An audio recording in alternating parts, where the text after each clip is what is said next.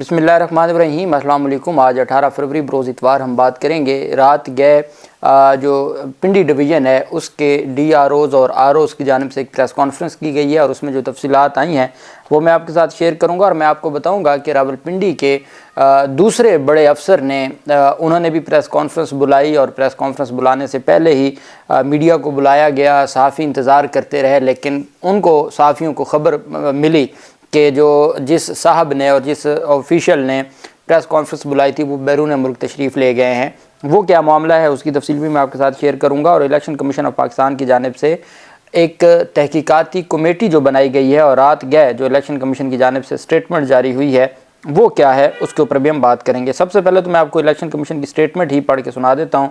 17 फरवरी कल रात 11 बजे ये जारी की गई और रात गए इजलास बुलाया जाता है इलेक्शन कमीशन की जानिब से और उसमें कहा जाता है कि कमिश्नर रावलपिंडी की जानिब से इलेक्शन में धांधली के इल्ज़ामात पर इलेक्शन कमीशन का ख़ुसूसी इजलास मुनक्कद हुआ जिसमें कमीशन के मुअज़्ज़ज़ अरकान शरीक हुए। Chief election commissioner Sikandar Sultan Raja और member election commission Punjab Babar Hasan भरवाना ने इजलास में ऑनलाइन शिरकत की।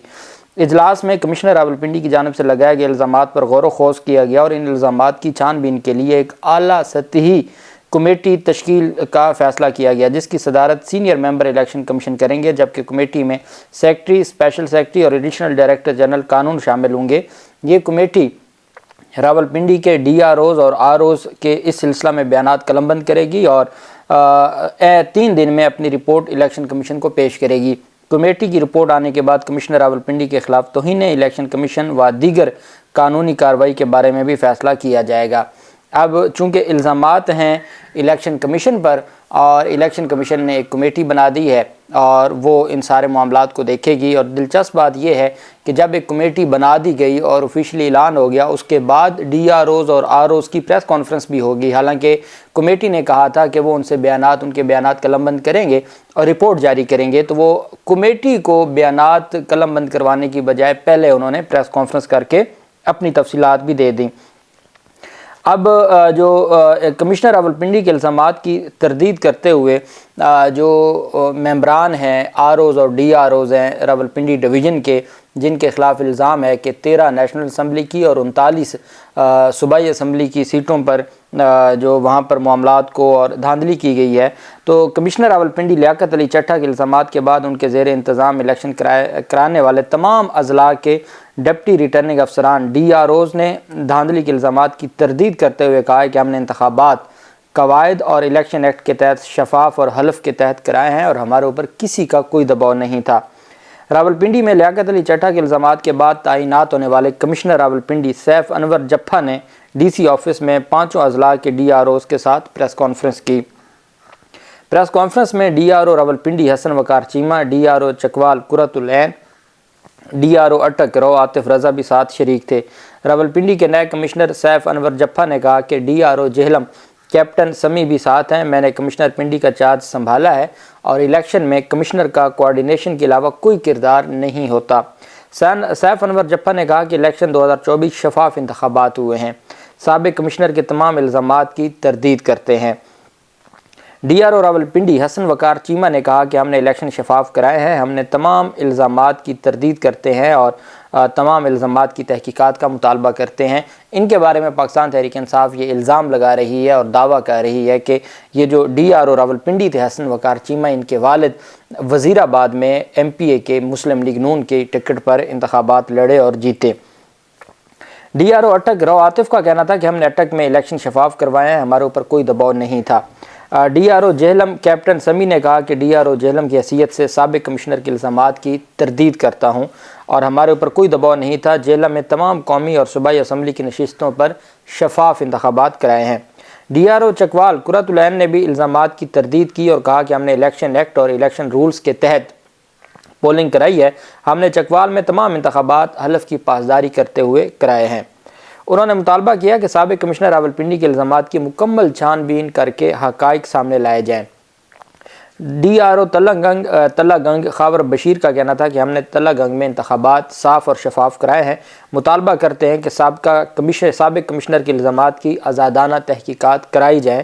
اور DRO چکوال کا کہنا تھا کہ ہم نے الیکشن ایکٹ کے تحت انتخابات کرائے ہیں، ہم نے چکوال میں قومی اسمبلی کی اور صوبائی اسمبلی کی سیٹوں پر تمام انتخابات حلف کی پاسداری کراتے ہوئے کرائے ہیں۔ جبکہ اسی جو DRO ہیں جو DC چکوال ہیں، ان کی جانب سے پاکستان تحریک انصاف نے ایک ٹویٹ پبلک کے سامنے رکھا ہے، اور جس میں جو ڈسٹرکٹ ریٹرننگ آفیسر چکوال قرۃ العین ملک، ان کا جو DC چکوال کا آفیشیل اکاؤنٹ ہے ٹویٹر کا، اس میں یہ دیکھا جا سکتا ہے کہ 23 جنوری 2024 کی یہ پوسٹ ہے، جس میں لکھا ہوا ہے کہ عام انتخابات 2024 کے حوالے سے ضلع چکوال میں انتظامات کا جائزہ لینے کے لیے کمشنر راولپنڈی ڈویژن اور RPO راولپنڈی نے چکوال کا دورہ کیا۔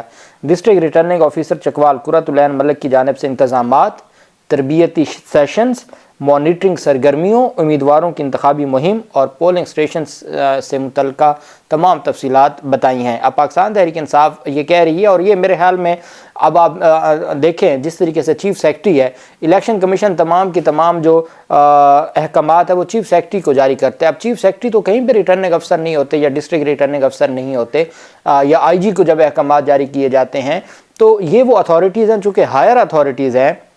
DC یا AC جو ڈسٹرکٹ ریٹرننگ افسر ہے یا ریٹرننگ افسر ہے، وہ انڈر ہے کمشنر کے، ان کی ترقی، ان کی تمام کے تمام معاملات جو کمشنر کے دستخطوں سے ہوتے ہیں۔ تو اس وجہ سے یہ کہنا میرے خیال میں درست نہیں ہوگا کہ کمشنر کا کوئی کردار نہیں ہوتا، یا اس کو کوئی ماننے کو تیار نہیں ہوگا کہ ایسی کوئی بات ہو۔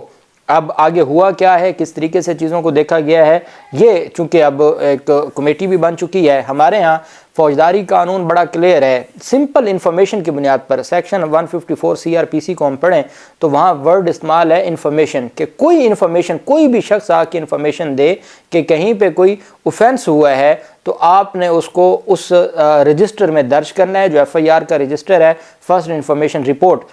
FIR کو کہتے بھی فرسٹ انفارمیشن رپورٹ ہے، تو صرف انفارمیشن کی بنیاد پہ آپ FIR درج کرتے ہیں، پھر آپ انویسٹیگیشن شروع کرتے ہیں۔ انویسٹیگیشن میں وہ گناہگار پایا جائے تو پھر آپ 173 کے تحت چالان جمع کرواتے ہیں۔ اب دیکھنا یہ ہے کہ یہاں پر انفارمیشن کیا الزامات ہیں، اور اگر کوئی خود انکوائری کرنے بیٹھ جائے یا خود ثبوت مانگنے بیٹھ جائے تو پھر اس طریقے سے شفاف انکوائری میں سمجھتا ہوں کہ آئین اور قانون کی منشا کے مطابق نہیں ہو سکتی۔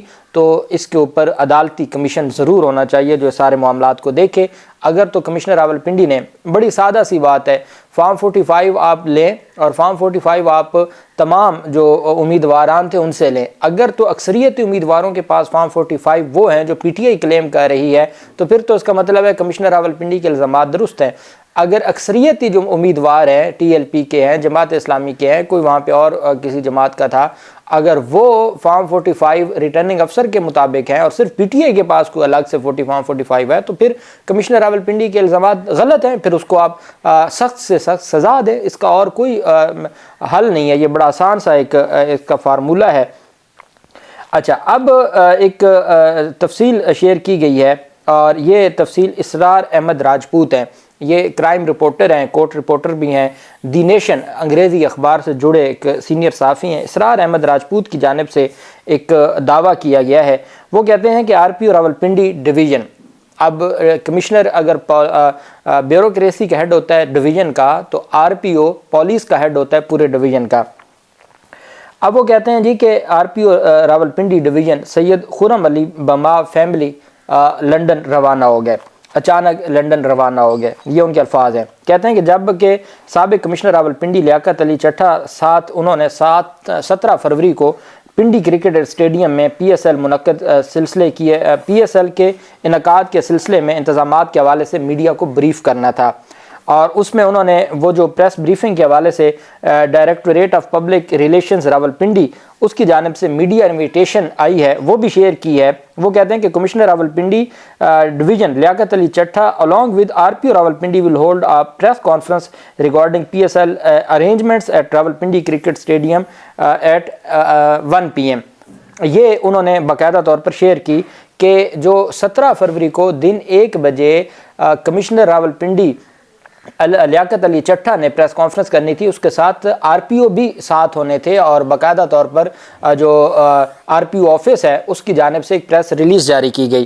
لیکن جب کمشنر راولپنڈی آئے تو وہ اکیلے تھے، ان کے ساتھ آر پی او نہیں تھے۔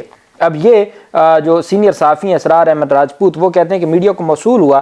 اب سوال یہ جنم لیتا ہے کہ آر پی او جو کہ لیاقت علی چٹھا کے بہت قریبی سمجھے جاتے ہیں، ان کو معلوم تھا کہ کمشنر پنڈی اسٹیڈیم میں 17 فروری کو ایسا دھماکہ کرنے والے ہیں جس سے ملک ہل جائے گا، اس لیے وہ ملک سے باہر چلے گئے؟ کیا آر پی او نے اپنی نوکری بچائی ہے؟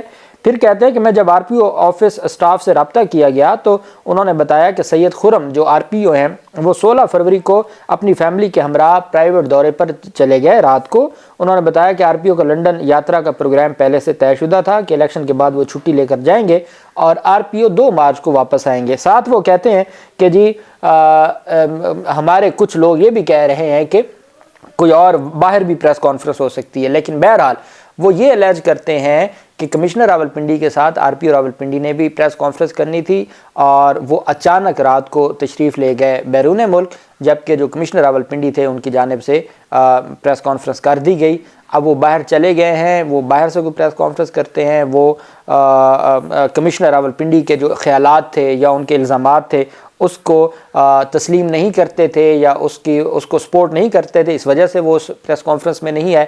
یہ چیزیں تو جب تحقیقات ہوں گی تفصیلات سامنے آ جائیں گی۔ اللہ پاک پاکستان کا حامی و ناصر ہو۔ بہت شکریہ۔ اللہ حافظ۔ پاکستان زندہ باد۔